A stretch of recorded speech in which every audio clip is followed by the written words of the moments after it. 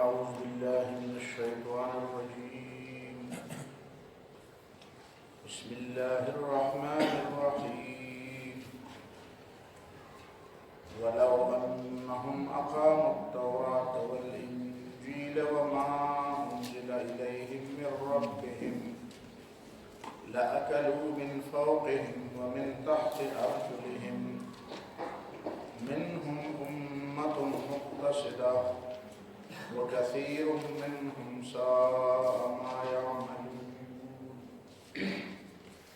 دا نندرس بردی سورة المائدہ آیت نمبر 66. خدے نمخ کی آیت نمبر 50 لکشا تلاشو جو بسطے أفحكم الجاهلية يبغون ومن أحسن من الله حكما لقوم يوقنون. ديباني في مختي سبه الشير أفحكم الجاهلية يبغون. دا الجاهلية دا لفظ قرآن مجيد کی سلور زلرا علیہ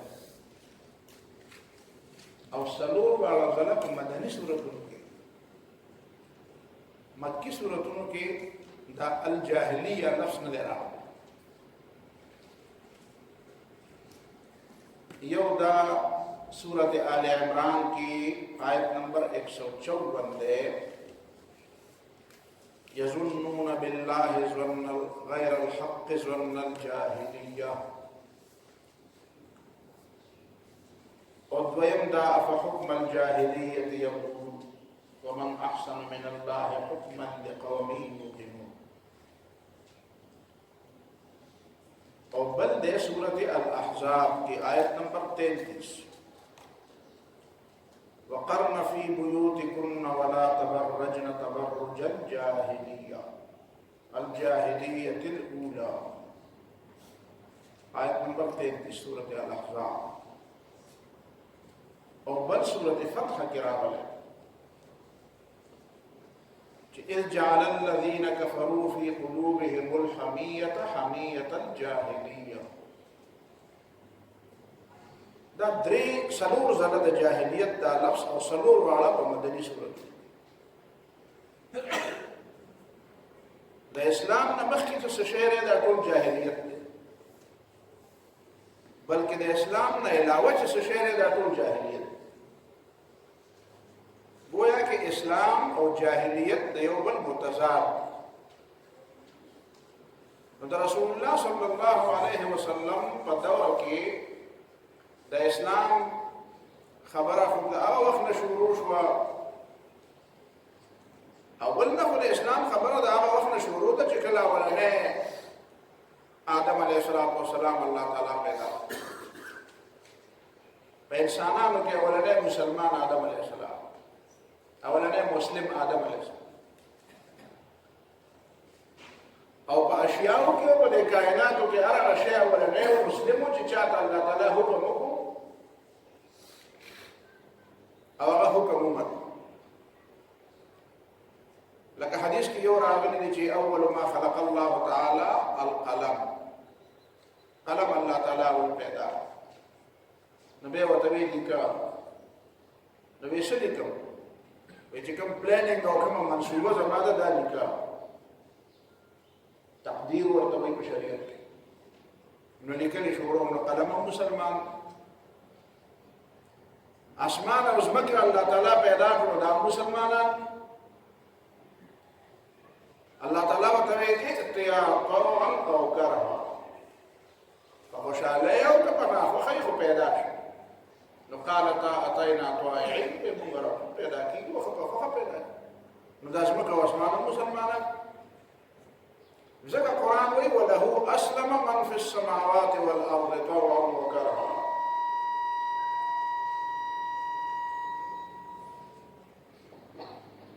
اسمان کی دی سوک دی اور زمکہ کی دی سوک دی دا کہ خوخیو کنا خوخی خدا اللہ تعالیٰ خبر منی. نو اسلام دا اللہ تعالیٰ اطاعت و بندگی اور دی په مقابله کې چې شی دی دا ټول جاهلیت دی، دا ټول جاهلیت. جاهلیت د عقیدې په لحاظ سره هم جاهلیت دی او د عمل په لحاظ سره چې کوم شی د اسلام نه خلاف دی هم جاهلیت. یو سړی مسلمان هم دی او کارونه د جاهلیت کوي، نو ته په هغه اطلاق کولی شې چې تا کې دا کار د جاهلیت دی. ابو ذر غفاری رضی الله تعالی عنہ فرمایي ما یو سړي له پیغور ورکړ چې ته خو د تورې مور زوی یې، ستا مور خو توره حبشي ده. نو نبی علیہ الصلوۃ والسلام راته فرمایل چې انک امرؤ فیک جاهلیه، نو دا عمل د جاهلیت ته داسې سړی چې په تا کې جاهلیت دی. نو عقیده خو یې ټیک وه، عقیده خو یې ټیک وه، خو دا خبره د جاهلیت وه چې د تور او د سپین په وجه د رنګ په وجه په انسانانو کې فرق کوي، نو دا د جاهلیت کار. د رنگ په وجه، د نسل په وجه، د نسب په وجه، د علاقې په وجه، د ژبې په وجه، د مال او د دولت په وجه، د غریبۍ او د مالدارۍ په وجه په انسانانو کې فرق کول دا اسلام نه دی، جاهلیت دی. خو ته په دې کې دوه درې خبرې لږې نوټ. اولنۍ خبره دا ده چې د جاهلیت دا څلور بنیادونه د دې آیاتونو نه معلومېږي. گویا کہ جاہلیت پا سلور لارو راضی، پا سلور لارو راضی. نو اولنے خبر پا کہتا ظن الجاہلیہ، ظن الجاہلیہ دا راضی دا فکر او دا ذہن دا جوڑے دو پلار او اغا با جاہلان پیشکی دا علم پا عنوان مانے خواه با ای گمان. قرآن مجید په څو ځایونو کې دا ګمان او دا علم یو بل ته په مقابله کې پیش کړی دي. سورۃ النجم کې نور ځایونه ان يتبعون الا الظن وما تهوى الانفس ان يتبعون الا الظن وان الظن لا يغني من الحق شيئا. دا چې څوک د اسلام په مقابله کې راپاسي او خبرې کوي، نو دا د ګمان په بنیاد خبرې کوي او ګمان د حق په ځای کې کار نه کوي او نه د حق په مقابله کې کار کوي.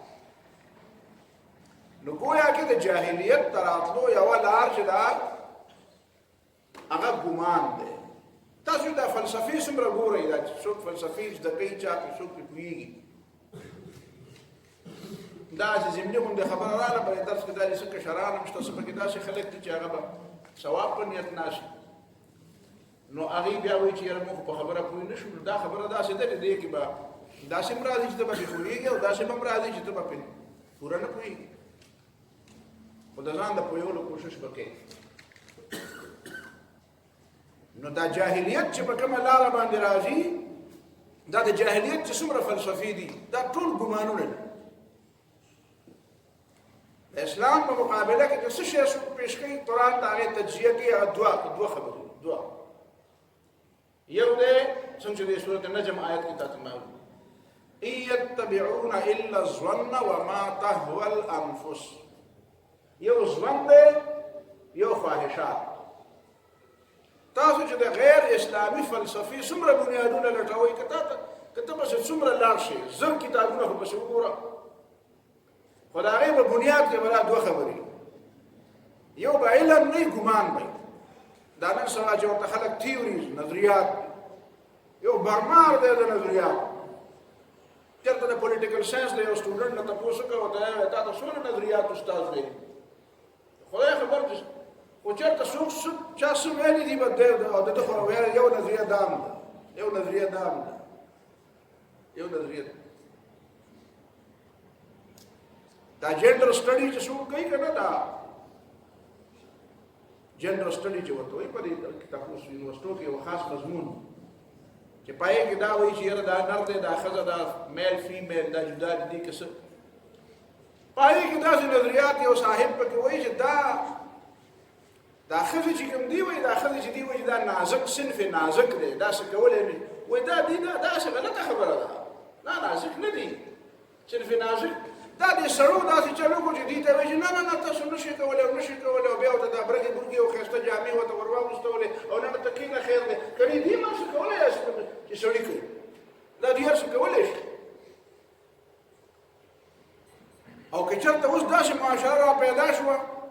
چې پای کې موږ د ښځو ته ویل چې تاسو هم راوځئ د سړو په شان دي او داسې زګي زګي جامې اغوندئ او مطلب چې منډې وهئ او کودال یې راوالی او دام راوالی او غټ غټ بوجونه وایي د سړو په شان دي که بلکل داسې تاسو ویلې چې نه دا داسې نازک دي داسې نه شي کولی دا دته نظریه ښکاري دا هم نظریه ده نو ما ورته ویل چې دا کله راسجل شوی و تا ته تاریخ معلوم دی کله راته معلوم دی چې په کې دا واقع شوی وه هغه سم وایي دا یو شانې وو نو ما ورته ویل چې یو شانې وو نو خو بیا چې یو شانې چې دوه پهلوانان یو شانتي وو هغه یو بل راچي نو بل ته یې مړه غوندې کښېني که نه هغه ورسره مقابله کوي نو چې دې سړو ولګېده دا ښځې ورسره یو شانتې وې په ابتدا کې دا نازکې نه وې نو دا سړي بیا چې څنګه کلک دي داسې دا ښځې هم کلکې وې نو دا سړو ولګېده دا ښځو ته یې ویل چې نه نه تاسو کلک نه یې نو ته به پهلوان ته نصیب یې چې خیر دی ته داسې کښېنه ته داسې پړپېشنې جامې واغونده خیر دی هغه وایي چې ښځه صحیح ده دې مزاحمت ونه کړو چې مزاحمت یې ونه کړو نو دې معنا دا ده چې دا خو یو شان نه وکړه او که مزاحمت یې کړی نو کله به ده ګټلي کله به هغه ګټي دا خو د پیغمبرانو سره هم دا شوې ده پیغمبرانو سره د الله تعالی مدد شاملي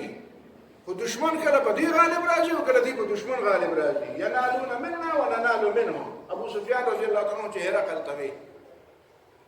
وی تاسو د دې په مقامات کې جګړې شوې او څنګه چلې وی ینالون منا وننال منهم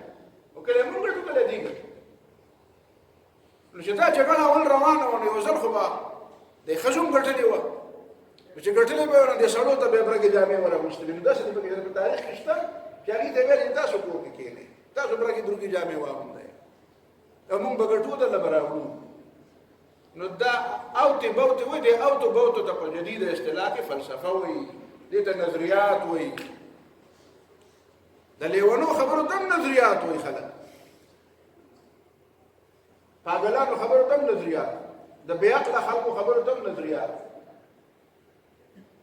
نو بهر حال د دې څومره نظریات چې بنیاد لټه نو هغه دوه څیزونه دي داسې نشي ویلی چې دا ښځې مونږ اوس بار ته راوباسو ځکه چې په یورپ کې ماده پرستي شروع ده د ماده پرستۍ معنا دا ده چې د پیسې بندګي کوه نو ګوره چې په یو علاقه کې په یو ملک کې 18 کروړه او 20 کروړه خلک نو کم از کم 9 کروړه 10 کروړه خو پکې ښځې وي نو دوی وایي چې دا 9 کروړه 10 کروړه خلک پیسې ګټي او مهنت کوي او موږ ته ټیکسونه راکوي نو چې د دې په ځای باندې دا 100 کروړه خلک کوي کار کوي نو بیا به ډېرې پیسې راځي نو بیا وایي چې هلکه دا ښځې په کورونو کې ولې راځي خو تاسو هم پیسې ګټئ چې تاسو پیسې ګټئ نو ټیکس به راکوئ چې ټیکس به راکوئ نو زمونږ GDP به زیاتېږي او خزانه به ډکېږي بیا یوازې دا نه چې خزانه به دا ډکېږي بلکې دا به داسې چې ملټي نیشنل کمپنۍ به مختلف قسمه څیزونه جوړوي او ښځې سره به هم بچې پکې پیسې نو بیا به وایي چې هلکه سودا کوئ نو به د خپل طبیعت سودا کوي نو ځان له به ډېر څه وایي زما سره خو جب ډک دی که نه زه ځان له سودا اخیستی شم مطلب یې دا دی چې یاره زما ضرورت دی دا دی دا ورته په دې دماغو کې بیا کښېنوه بیا د ټي وي په ذریعه د اخباراتو په ذریعه بیا دې ته اماده کړه چې نه شابه ته هم خامخا کوه ته هم د خپل طبیعت څیزونه اخله نو چې اخلي نو هغه ملټي نیشنل کمپنۍ چې تیاري نه بیا چاله تیاري خیراتي خو چاله نه ورکوي نو چې سړي سره ته به مطلب یې دا دی بیا به دا وي چې تا سره لږې پیسې ډېرې شي 2-3 زره روپۍ سره زیات 2-3 زره پاونډه سره زیات کړي کني چېرته چاته ټلیفون وکړه چې په امریکا او برطانیه کې سړی وي او ورته وایي چې ستا په بینک کې 2-3 زره پاونډه زیات دي نو تا پسې بینک څو ځله خطونه د ورځې راځي په هر هفته کې نه په دویمه هفته در پسې خطونه راځي په دویمه درېیمه ورځ در پسې راځي چې هلکه ته خو تکړه سړی ته خو پیسې ګټلی شي نو ته ور ګاډۍ نوې ګاډۍ ولې نه ته نوې فلانګی مشین ولې نه ته نوې کور ولې نه مطلب یې دا دی دا سړی خو هلکه د ګټې دی چې د ګټې دی نو 3 زره پاونډه یې بچت کړي دي نو راشه دا مونږ ځان سره نوکری ګزان لا نو بیا د 3 زره په ځای به تا 10 زره پاونډه قرض درکړي نو ته به بیا چې 3 زره پاونډه چې په تا قرض نه و نو تا 3 زره پاونډه بچت کړي وي چې قرض شي در باندې خو بیا خو به جوړ دویمه نوکري هم کې او چې 2 دي نو درېیمه به هم کې شپې به هم کې او ورځې به هم کې او که ښځې دې نه کول هغې ته به هم چې بیخ دي وځه خو قرض دی را باندې شابه ته هم پاسه نو دا کم نو مزې شوې هغه ځانه نوکر برتي کړو نو شپه ورځ لکه د بوی په شان د ګاڼۍ په شانې تاوې ده ځکه چې نوي نوي څیزونه به هلې هغه له به ټیکس ورکول غواړي د هغوی مطلب پکې دا دی هغه شو دا خبره چې اسلام وایي چې په کور کې کېنه نو هغه اسلام خو ضرورت دی ته وایي په کور کې کېنه بار راوځه نو بیا زموږ په مسلمانانو کې هم داسې خلک دي چې هغه ورته وایي او کنه اسلام دا خبره نه دا مطلب نه دی کور کې کېنه دا مطلب نه دی څه مطلب دی امخ کورو کې په یو ټاک شو کې داسې خبره رااله نو مې نالم بیا زما ملګري دي پکې بیا باندې خپکیږي چې موږ په څه خبرې نو هغه کې زه غوښته وم نو پای کې یو صاحب وایي غټ صاحب دی غټ صاحب اپ کې وایي په اسلام کې خدا اسلام د خلکو ډېر ودا به نظر پاکستان کې مسلمانانو وزیر اعظم نه کړو دا اسلام کریډټ دی دا اسلام وزیر اعظم کړه اسلام وزیر اعظم نو هغه دا وایي دا د اسلام د کریډټ کې نو دا ځکه دا خلک دلته را پیدا کړی دي چې هغه دا وایي دا نه مطلب به په دې فلسفه کې دا نور هغه تفصیل ته نه وایم خو دا د تغیر ما چې جاهلیت ازدکا حکم الجاهل ظن الجاهلیه او د دې ظن الجاهلیه په اړه کې اولنی آیت کې قران کې دغه ځای کې وي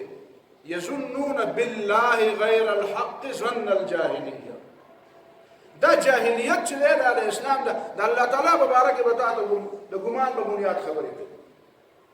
د اسلام مبارک د پیغمبر شتا چې کوم ایمانیات دي ناول بلې د ټول ناول دز او اولنې گزار په ایمانیات باندې کوي نو دا جاهلیت دی او بنیادونه دا دوه دي علم بنیاد نه دی ډاروین چې سویل دي د علم په بنیاد نه دی د علم په بنیاد نه دی دا د ګمان په بنیاد دی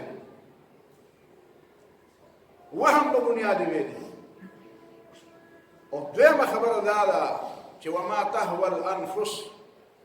د جاهلیت دویم بنیاد د نظریاتو په حواله هغه دی وما تهوى الانفس خواهشات د دیدان غواړي کنه دا چې د ښځو د ازادۍ خبره کوي او فلان خبره کوي او فلان دا خواهشات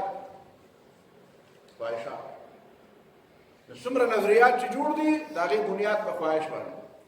کم قومونه چې ګمراه شوي دي هغه هم د خواهش په بنیاد ګمراه شوي دا الله تعالی په سورة بقره کې چې ویلي که نه ولئن اتبعت اهواءهم من بعد ما جاءك من العلم نو دا بني اسرائیل یهودیانو مبارک ویلي چې هغې خو ورته دین وایي خو دا دین نه دی دا اهوا دي خواهشات نو دا دوه خبرې د اسلام خلاف خلک یو علم نه دی خبر ګمان استعمالوي او د علم او د ګمان په منځ کې فرق نه کوي د اسلام د علم دین دی او دې ته په ګمان باندې اخته کوي دویم دا چې خواهشات نو د خواهشاتو مطلب دا نه دی اسلام وایي چې خواهشات مو پوره کوه اسلام د خواهشاتو د پاره اصول جوړ کړی چې فریم ولا جوړ کړی دا نفس کشي دا نفس د امانت مخکې یو ځل چې کېدې دا نفس راغلی نفس کشي چې یاره جي د خپل ځان داسې که چې بلکل ستا د دې کوم خواهشات چې الله تعالی په تا کې پیدا کړي دي ډوډۍ ده خوشحالي ده دا دي بچي دي کور دی مال دی دولت دی د دنیا دا شیزونه دي نو دا نفس داسې مړ نفس کش نفس مړ نه دا نفس کشي دا اصطلاح غلطه ده دا قرآن کې دا اصطلاح نشته چې نفس داسې که چې هغه د سره د دنیا د څه شي مطالبه نه کوي جایز مطالبه هم نشي کولی دا طریقه خو د رهبانیت ده دا د اسلام طریقه نه ده نو دا ټولې طریقې دام غلطه ده چې سړی دا وایي چې اسلام دا تقاضې نه دي پوره کړي اسلامي تقاضې پوره کړي دي خو داسې بې لګامه تقاضې دا د انسانیت طریقه ده او د حیوانیت طریقه ده خواهشاتو له لګام ورکول او هغه په حدودو کې پابند کول دا د شریعت طریقه ده شریعت مطابق کوم داسې خواهش دی په انسان کې الله تعالی پیدا کړی دی او الله تعالی د هغې لپاره جایز لار نه ده جوړه کړې جایز لارې نشته خو دا چې دا ما تهوى الانفس چې زړه درڅه غواړي هغه کوه نو دا د زناورو کار دا د بې لګامو زناورو کار په کور کې چې کوم زناور خلک ساتي هغه هم په پوړې تړي هم داسې بې لګامۍ ته نه پرېږدي دا د زناورو کار دی او د هغه زناورو کار دی چې خالص ځنګلي زناور. نو دا ولنې خبره شو ظن الجاهلیه. دویمه خبره چې جاهلیت راځي نو حکم الجاهلیه، جاهلیت د اسلام په حاکمیت باندې د حاکمیت مقابله کوي. منځونه چې ته کېنو دا جاهلیت داسې نه وایي چې مونځ مه کوه، جاهلیت دا نه وایي چې مونځ مه کوه. په روس کې جاهلیت دی، په امریکا کې جاهلیت دی، په اسرائیل کې جاهلیت دی، په هندوستان کې جاهلیت دی، په برطانیه کې دا ټوله دنیا جاهلان، دا د جاهلانو ملکونه دي. جاهلیت په بنیاد باندې دا ملکونه. هلته منځونه هم شته، هلته جوماتونه هم شته، هلته تلاوتونه هم شته، هلته زبردسته تهجدونه هم شته، تلاوتونه هم شته، تراویح هم شته، روژې هم شته، حجونو له خلک ځي. نو ته وایې دا خو ښه کار کوي. نو ما یې ښه کار کوي خو د دې باوجود جاهلیت دی. ولې؟ حکم الجاهلیه. افحکم الجاهلیت یبغون. دی مسلمان دی او دی بیا هم د جاهلیت په حاکمیت خوشحاله دی. سیکولرزم بل څه شی نه دی. ته څنګه ترجمې کوې راشه کوه. دا مولیان یې خطا کړي دي، بله غلطې ترجمې کوي. وحید الدین مولا دی په هندوستان کې، هغه خپل مذهب په هندوانو خرڅ کړي، په هندوانو یې خرڅ کړي، په هندوانو. چا په یهودیانو خرڅ کړي، چا په عیسایانو خرڅ کړي، چا په هندوانو خرڅ کړي. وحید الدین خپل مذهب په هندوانو خرڅ کړي. نه هغه وایي نه د سیکولرزم مطلب بېدیني نه ده، خو یو داسې نظام پکار دی، یو داسې نظام دی چې په هغې کې هر دین ته او هر مذهب ته ازادي. نو ما ورته وایي چې اسلام چې د اجتماعیت کومې خبرې کوي نو هغې ته په سیکولرزم کې ازادي شته؟ په سیکولرزم کې هغې ته ازادي شته؟ وایي سیکولرزم مطلب خو بېدیني نه ده. نو زه تا نه تپوس کوم ښه بېدیني مطلب نه ده، نو دا راته ووایه چې اسلام ته پکې ازادي ده. اسلام خو مونځ هم وایي او اسلام خو وایي چې غریب له ډوډۍ انتظام هم وکړه. اسلام وایي حرام او حلال کې فرق هم وکړه. اسلام وایي سود مه خوره. اسلام وایي غلا مه کوه. اسلام وایي شراب مه څښه. اسلام وایي زنا مه کوه. نو سیکولرزم کې د دې اجازه شته؟ اسلام قرآن وایي که نه شراب باندې سزا ده، په زنا باندې سزا ده. نو دا اسلام دی. نو د دې اسلام اجازه په سیکولرزم کې شته؟ نو دی به راته بیا پوزه تروه کېږي. نه مړه ته خو بیا سیده ځې او بدې له ځې او نه خیر دی او واز او نصیحت او دا نه، دا اسلام دی که نه دا قرآن کې چې لیکلی شراب حرام دی په اسلام کې، زنا حرام ده په اسلام کې، سود حرام دی په اسلام کې. نو ته مسلمان یې سود به کوې که نه به کوې؟ تا ته به حکومت وایي سود راکړه، ته به ورته وایې چې سود خو نه شم درکولی، زه مسلمان یم. به ورته وایي تا ته پته نشته دی سیکولرزم دی. مثلا ته به ما ته وایې چې په پاکستان کې هم سود کېږي، دلته هم سود کېږي. فرق څه شو بیا؟ ما فرق د مسلمان او د غیر مسلمان شو. مسلمان دی خدای مني رسول مني خو نه لمونځ کوي او نه روژه نیسي. او چې ته ورته وایې چې ولې نه نیسې؟ وایي یاره دې جامې مې پلیتې وې او پلانکې چلو او دا چلو. لکه ته مسلمان نه یاره ولې نه به کومه یاره کومه ښه به ته کومه دا خبره به کومه داسې نه وایي چې نه کوم ځه داسې وایي وایي نه کومه خو که نه څه بانې مانې کوي. نو یو دی بطور اصول د الله تعالی د خبر نه انکار کول. په سیکولرزم کې به ته دا اصول منې چې د الله تعالی خبره به په هغه ځای کې منلی کېږي چې په کوم ځای کې د بل چا سره تعلق نه وي. په دې خبره باندې پته نه لګي څومره پوهېږي. دا اصول دي دا به تسلیمې. نو یو بطور اصول د الله تعالی د یو خبره نه انکار کول دي، دا خو کفر دی. یو دا ده چې د عملي کمزورۍ په بنیاد باندې یاره جي مسلمان یم خو اوس نه کېږي نو څه چلو کومه څوک یې نه مني راسره. یاره جي لکه دا موږ چې پر خپل وطن کې وایي دا سود، هغه وایي یاره جي سود خو ټیک ده خو لکه دا به څنګه چل کوو؟ یاره دې اوس په دې کې خو جي دا اعتراض دی، دې کې خو دا تنکۍ سړی مطمئن هغه بل مولي صاحب خو داسې چل کړی دی، دا بانې مانې کوي. داسې درته نه وایي چې پاکستان کې دا اصول دي چې د خدای او رسول به داسې پکې ویلی شي درته چې دا اصول دي په پاکستان کې چې نه د الله او د الله د رسول خبره پکې نه راولې، داسې درته نه شي ویلی. مونږ پرې خلک اعتراض کوي وایي دی دوکه کړي دي. پرونه بل ما ته چا یو شی راولي و وجه دا ځینې علما یې دوکه کړي دي په پاکستان کې دننه کار پکې د کوبر کېږي او دوی پر آیین په یو دوه درې ټکو دوکه کړي چې زموږ کې خیر شي اسلامي دي. زه په دې پوهېږم پرې خبرې خو زه په دې هم پوهېږم او زه وزګار نه وم هغه مې جواب ورنه کړی په شي کې دا څه ورته واتساپ خبره دا ده چې ما زه ته دا جواب ورکوم ما ته چې ما ته وایي چې مونږ یې دوکه کړي وو نو په 1974 کې چې په پاکستان تمامي اسمبلی بل اتفاق دا قرارداد پاس کړو د 11 ورځو د بحث نه بعد چې قادیانان بغیر مسلم اقلیت نو دا هم چا دوکه کړي وو دا 11 ورځې د اسمبلی چا دوکه کړي وو دا د اسمبلی ډومینو تاسو په خبره پوهېږئ 11 ورځې په اسمبلی کې دا بحث روان و چې قادیانی کافر دی که مسلمان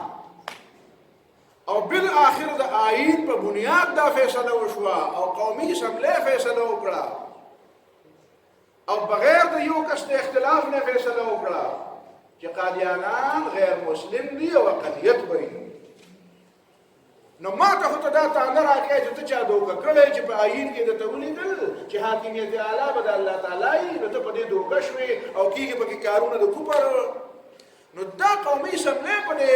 7 ستمبر 1974 کې دا 11 ورځې بحث کې دا چا دوکه کړي که دا د آیین په بنیاد باندې دا فیصله کړې وه نو ته به وایې چې دا خرابي بیا په څه کې ده. نو خرابي په دې کې ده چې داسې لاسونه نشته چې هغه هلته ورشي او د دغه آیین مطابق کار داسې افراد پکار دي داسې خلک پکار دی. نو خلک کوم دي دا په اسمبلی کې داسې خلک وی نو بیا به تا لیدلي وی چې اوس دا کېږي که نه کېږي او چې څوک لاړ شي هغه هملته درکان نمک رفت و نمک شد هم د مالګې په کان کې لاړ شي د هغې نه مالګه جوړه شي. فقه مسله ده چې د خر نه مالګه جوړه شي نو دا بیا خوړل جایز دي که جایز نه دي. خر هلته مړ شي که نه د مالګې په کان بیا چې خلک راشي بس هغه ګوري نه مالګه شوې نو چې مالګه شوی نو چې بس ماهیت بدل شي نو وایي شی بدل دی خوراک او که چا راته ووایي چې هلکه خر خوراک جایز دی که جایز نه دی وایي وګورئ په یو ګوټ کې پکې جایز هم دی څنګه پکې جایز دی. اوس به خلک د ننني درس په باره کې پروپیګنډه کوي بس یاله په درس کې وایي چې خر جایز دی. یو سړي خر لاله او نابل ورته وایي چې ظالمه دا څه کوې په ویډیو کې راغلي وایي دا په خلکو خوروم کړه نو هغه وایي ولې دا خو ظالمه دا خو آرام دی. نو هغه ورته وایي ولې چې پټ پرې راوړې نو هغه آرام نه دی چې غوښه یې خورې نو هغه ارامه ده. ما لکه دا بې تعلیمه غوندې سړی و پوره شی مې زه دغه جواب ورکړه چې پټ پرې راوړې نو هغه آرام نه دی.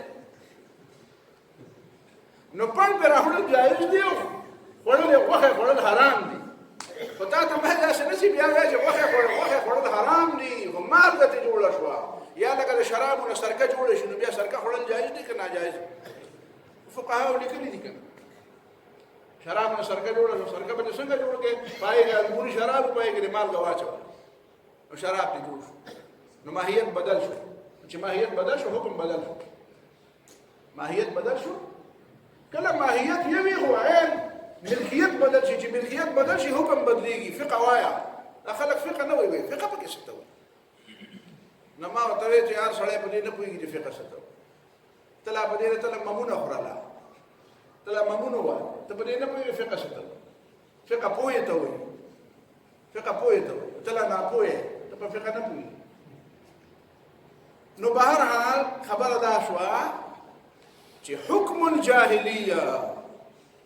په دې پوهېږي که نه پوهېږي. حکم الجاهلیه جاهلیت وایي حاکمیت به زمونږ وي د اسلام به نه د جاهلیت دا څلور آیاتونه تا د جاهلیت ښه زبردست ښیي خو که چا نه د داسې قرآن نه داسې چا نه ویلی وی چې په قرآن پوهېدی نو تا ته په دې تو پوهېدی. افحکم الجاهلیت یبغون حاکمیت غواړي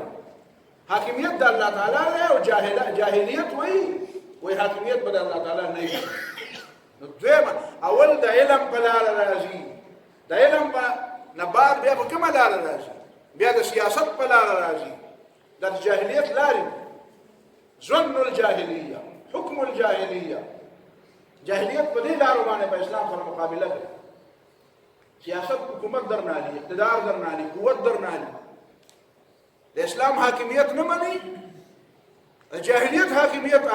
راوستل غواړي او نن مسلمانان مرګري دي درم کار بیا شکی جاهلیت نو ولا تبرجن تبرج الجاهلیه خزو د ازادي ور کوي د خزو د ازادۍ په لار راځي او خزو زموږ د پاکستان مسلمانانو زنانه خو سادهګان دي په دې نه پوي وای دا موږ له حقوق راکړي نو حقوق خدا دي چې میراث دلته میراث د رسول نه درکې ته د دې خپل حق د بار خبره ورته د دې حق د بار خبره ورته او دا د اسلام درکړل د علم حق درکړل علم حاصله وا قران او سنت نه ته خبره ساتلې قران او سنت نه خبره ساتلې نو پدې دا تبرج الجاهل دا پډا غړا وځي پردې ته به ضرورت نشته پدې په بیا بحث کوو ان شاء الله سلورم په کومه لار باندې راځي حمية الجاهلية إذ جعل الذين كفروا في قلوبهم حمية الجاهلية حمية جاهلية دا جاهلت غیرت په خلکو کې را پیدا کی هندوستان کې مودي خلکو ته وایي وستا سو پلار نه خو هندوان وای ته وګوره ته خپل پلار نه ته دا غلط نسبت کې د جاهلیت نسبت ناپوهه نسبت ته کې دلته زمون په وطن کې خلکو ډېر زیات کوشش وکړو چې دلته گندارا تهذیب راځوندې کی او موهنجوډارو تهذیب راځوندې کی او پته نه ست تهذیب را یره چې تاسو په خوانه داسې وي او په دې وطن کې فلان کې تهذیب او فلان کې تهذیب یا لکه په دغه تهذیب باندې خو به د موږ پلرونو لیکونو په کومه زمانہ کې به ټکلي پرې خولې دي تمه دا تهذیب بیا ولې حمیت الجاهلیه تاکي دا جاهلی غیرت را پیدا کړي استانی کو وګورو دا یو په دا تهذیب باندې هغه ځړې خبره در تراجم کوي او حمیت الجاهلیه دام ده چې هغه د انسان سره په داسې خبرو وړو خبرو باندې دغه قرآن مجید وایي کنه چې وقل لعبادي يقول التي هي احسن ان الشيطان ينزغ بينهم بندگانو ته وایا زما بندگانو ته وایا چې هغه خبرې کوي چې هغه ټول نه بهترین ځکه چې شیطان بیا هغه بل څه ورکوي هغه را دوسار کی هغه پاری وې درته داسې خبره وره ته داسې خبره نشي کولای نو دا د ډلو په بنیاد باندې د رنګ په بنیاد د نسل په بنیاد چې دا کومه خبره چې خلق د یو بل مقابله ته آماده کوي دا مکاتب فکر خشيله دا مکتب فکر د اختلاف هم خشيله شل مکتب فکر د نور جوړ شي بګي او چې کومه خبره غلطه ده اسده غلطه ده چې دا غي د لپاره بیا جنگي دا غي د لپاره عصبیت اختیار چې ستاسو ډلې نه ده نو به در باندې بدلې چې ته په یو ډول کې او خاطر د بل په منځ کې ولار دی او ستاسو ډلې نه ده نو دا چې برند دنګوري دا بلا صوت د ما په خاطر ودرې دا جاهلیت د دې لپاره بیا جنگي قتال جنگ دوستی دشمنی د عصبیت په بنیاد باندې پاتې شو دا سوال چې دا ټول خبرې په مدینه منوره کې رااله مکه معظمه کې ولې رااله نو دا غي واضح جواب خدا دی چې تاسو پته وا چې مکه معظمه کې خو د رسول الله صلی الله علیه وسلم ته هغه ازادي نه و چې شی وختلې چې هغه مدینه نافذ کړی بیا مدینه منوره کې هغه ازادي ملاو شو یو ریاست ملاو شو یو آزاد معاشره ملاو شو نو اسلام د خپل غزولو موقع ملاو شو اسلام کوم شکل غواړي یو سره تا د لاس خپونه تړلې او ته یې ځته ډوډۍ خورته به څنګه خوري ناغه وي ته ما پرانه چې زی وخورم څنګه خورم چې پرانه زی نو ته به ډوډۍ کې چې دا ډوډۍ څنګه خوري نو داسې د صحابه کرامو لاسونه تړلې شي مکه معظمه کې چې عمل درې پرې خو چې بیا کله الله تعالی داسې ماحول ورکو چې پاره کې بیا چې شی وخت لږه کولای شي بیا دنیا ولې چې اسلام دی ته وي نو هغه جاهلیت ولا مې چې دا خبره خو رښتیا شو موږ به دا اوس ګورې خبرې کوي او دا خبره خو بالکل رښتیا شو دا خو دې پارس باندې قبضه لګول غواړي په هر میدان کې کار کول غواړي نو دا هغه بنیادی دی دا خو مخکې نه بحث او دا یو ګوند لري نقطې پکې وي اوس راځو د خپل خبرې آية نمبر 66 راوړل ولو انهم اقاموا التوراة والانجيل وما انزل اليهم من ربهم لاكلوا من فوقهم ومن تحت ارجلهم منهم امة مقتصدة وكثير منهم ساء ما يعملون. ولو انهم اقاموا التوراة والانجيل دينا مخکوي دا کتاب خبره او خاص کر د يهود بن اسرائيل خبره. ولو ان اهل الكتاب امنوا واتقوا لكفرنا عنهم سيئاتهم ولادخلناهم جنات النعيم ولو انهم اقاموا التوراة والانجيل وما انزل اليهم من ربهم. دلته دوه درې بحثونه دي. اول خدای د اقامت معنا څه؟ اقامت د تورات او انجیل. دغه معنا دا ده چې تورات او انجیل بقای کو. تورات او انجیل حکم یې ته کو چې دی قائم کړی وي. د تورات او انجیل د قائم کولو څه معنا ده؟ او لاكلوا من فوقهم ومن تحت ارجلهم. برکات بنازل شوی وي. د دې په مطلب بیان کوي. نو دا د اقامو لفظ دی کنه د اقامت دا لفظ. د اقامت معنا مشهور معنا معلومه ده. اقامت امام راغب اصفهاني کړی ده چې د اقامت د شی معنا څه ده؟ توفیته حقه بالعلم والعمل. چې د یو شی پوره حق هغه ورکړي دا هغه د علم حق او دا هغه د عمل حق. د کوم شي د اقامت چې تاسو حکم وشو د دې معنا دا ده چې هغه باندې اول خو ټول بنیادی ځان کوي او ځان په داسې کوي چې دا هغه د پوهه حق ده. داسې سرسری ځان نه خجور په ځان کوي او بیا هغه د عمل چې کوم تقاضې دي هغه پوره هغه عمل غواړي نو هغه عمل نو دا د اقامت معنا. خو د اقامت دا لفظ دی دا عام طور باندې د اقامت الصلاه د لپاره راځي. اقامت الصلاه اقيموا الصلاه واتوا الزكاه اقيموا وجوهكم عند كل مسجد وادعوه مخلصين له الدين. نو دا عام خلکو دا خیال دی او د اقامت دین دا لفظ چونکې مولانا مودودي زیات استعمال کړی دی نو دین لفظ سره د خلکو چیړ دی چې یره دا اقامت دین خو پوهه سره وایي اقامت دین دا لفظ باندې وي ظالم دا په قران مجید کې دی کنه ان اقيموا الدين ولا تتفرقوا فيه. بل یو لفظ ستاسو اختلاف نه وای ورته خو د اقامت دین دا لفظ دا خو د قران لفظ دا خو د قران اصطلاح. بیا وایي چې نه خیر د قران مجید کې خو راغلی دا خو د اقامت دین معنا دا نه صرف عمل پکې کول دي. نو ما مې چې عمل پکې کول دي مو بل څه نه وایي. خدا راته وایي دا عمل به صرف انفرادي کېږي که اجتماعي به هم کېږي. عمل دا عمل به د کلي کوڅې فقیر کوي که دا عمل به بیا څوک هم کوي د چا په لاس کې اختیار. موږ د عمل خبره کوو موږ هم بله خبره نه ده کړې. که ستا د دې سره اختلاف وي چې یاره د اسلام قانون په کار دی او د اسلام ضابطه په کار ده او په آیین کې دا تبدیلي په کار ده او ایوان بالا ده دا که د دې الفاظو سره د اختلاف وي نو وکړو سره خو د دې لفظ سره خو د اختلاف نشته که نه چې هلکه ته وایې چې په دې دین اقامت دین معنا ده په دین عمل وکړي. نو عمل به پې څوک یعنې عمل یې پې څوک کړي هلکه دا غریبانان داسې معنا به کوي ان اقیموا الدین ای غریبانانو خلکو د کلي کوڅې خلکو په دې دین باندې عمل وکړي او مالدارانو ته تاسو ته نه وایم او منبرانو تاسو ته نه وایم او وزیرانو تاسو ته نه وایم. رسې استثناء پکې په قرآن کې شته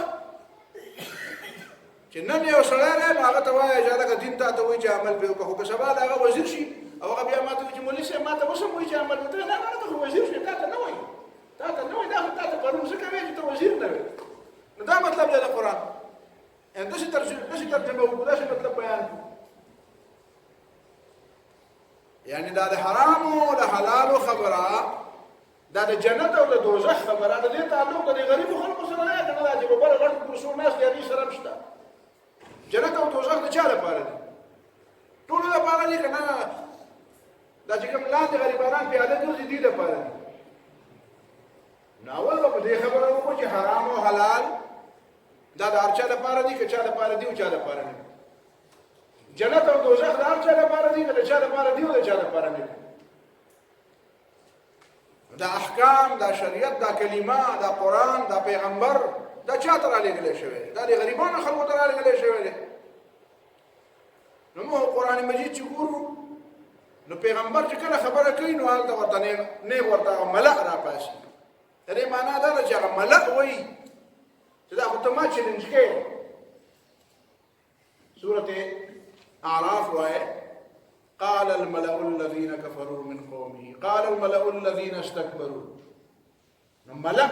سرداران د قوم نو چې پیغمبر خبره کوي او سردار سے ورته را پاسي نو دا تا د کوم نه دا زده کړی ده چې هلکه اقیم الدین معنا د دین غلبه نه ده د اقیم الدین معنا په دین عمل دی نو ما غلبه نه ده یا دا نه ده په دې یو ساعت خبره نه کوو وروستو په دې به بیا خبره خو په دې خبره کوو چې اقیم الدین معنا عمل کوو دا عمل کوو نو عمل کوو نو عمل به څوک کوي او دین وایي شي ته حرام حلال دین نه دی سود نه ځان بچ کول دین نه دی غلا بندول دین نه دی بے حیايي بندول دین نه دی خلقو ته عدل او انصاف ورکول دین نه دی امن قائمول دین نه دی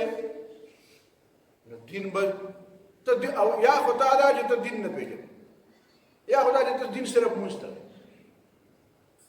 نو که دین صرف مستوي نو به حالات وایي چې قرآن کې دین مستوي له شوی له نو ستم ویل شوی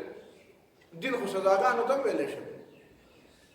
ولا تاخذكم بهما رافة في دين الله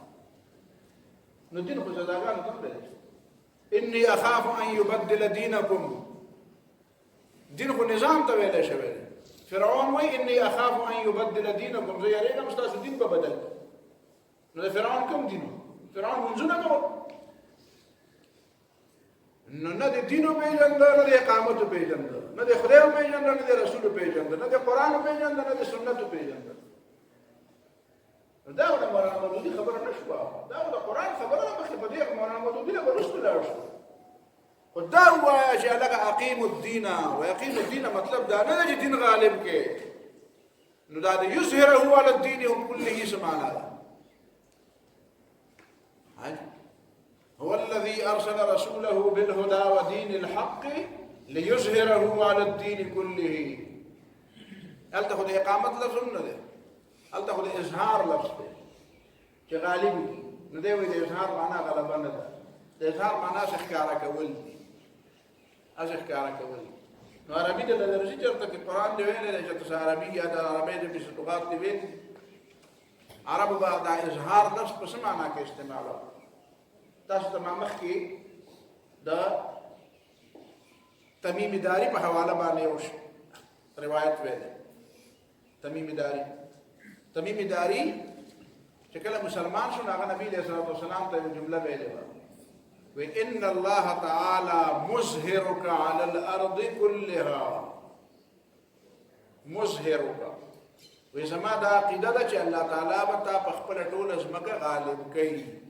کته نه د دې معنی ښکارا کوي به نورستو ورپسې هغه وایي فهب لي قريتي من بيت اللحم چې کله تاسو په فلسطین باندې ورښکارا شئ نو زما کله ته ما دراکې چې ته یو کلی ته ورښکارا شئ نو ته به ځمکه تقسیمې کنه صرف یو کلی ته ورښکارا شئ په غره او دا غږ ځمکه ولې یو ناله او بل به ورکې نو دا په ورښکارا کېدو کېږي مظهرک علی الارض الله تعالی په تا غالب کوي چې ته به غالب شې نو هغه به ځمکه یو ناله او بل به ورکې دا اقامت د اقامت دا نسبت چې کوم دی کنه بتوي چې اقامت عمل ته وي غالب کول ته وي نماز غالب کول نمو تسوي الله تعالی چې موږ غالب کې ان اقیم الدين ان اقیم الصلاه خبره دا چې انفرادي تور باندې د کم ځای کې د اقامت نسبت هغه عمل ته وشي چې هغه انفرادي دی او اجتماعي دی نو په هغه کې د انفرادي هغه عمل هغه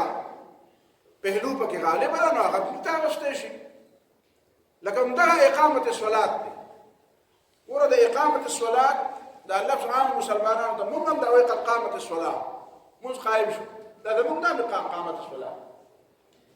خو که فرض که دا صرف اقامت الصلاه دي او د دین علاوه بل معنا نه نو الله تعالی په سورۃ حج کې څنګه وایي چې الذين ان مكناهم في الارض اقاموا الصلاه دا صحابه دا هغه خلک دي چې کدی له موږ په ځمکه کې قوت او طاقت ورکو مكناهم في الارض کزمکه کې ولا قوت او دا قوت او طاقت په خپل خبرسته او د ځمکه په شای په شاقي دې ته وایي یا اختیارات ته به ام مکناهم فی الارض کوم دی له پس مکه کې تمکین ورکو انا مکننا له فی الارض وآتیناه من كل شیء سببا ذوالقرنین مبارک کې قرآن دی انا مکننا له فی الارض زمکه کې مولا وس قوت ورکړه زمکه کې دا غړي مضبوطه وي مطلب دا دی چې قوت او اقتدار او اختیار ورسره نو ام مکناهم فی الارض کدی له مون پس مکه کې قوت او طاقت او اقتدار ورکو نو سبکې نو اقام الصلاه منذ قائمه دې معنا دا چې اقامت الصلاه بغیر د اقتدار نه کیږي اوس بس او کته چې کیږي نو بیا مې کیږي نو بیا پکې مکناهم فی الارض تصدق بیا مکناهم فی الارض شرط ضرورت نه نو پته ولګي چې دا اوسم د اقامت الصلاه ستا اقامت الصلاه ده خدای انفرادي اقامت الصلاه ده مکمل اقامت الصلاه نه ده ولی مکمل اقامت الصلاه هغه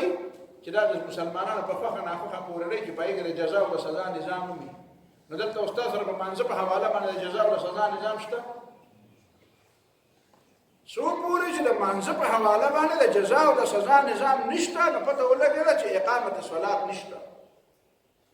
ته د اقامت په مفهوم پوهېږې نه ځکه چې قرآن مجید بل ځای کې سورت شورا کې چې وایي ان اقیموا الدین نو د هلته د اقیموا الدین هم دا مفهوم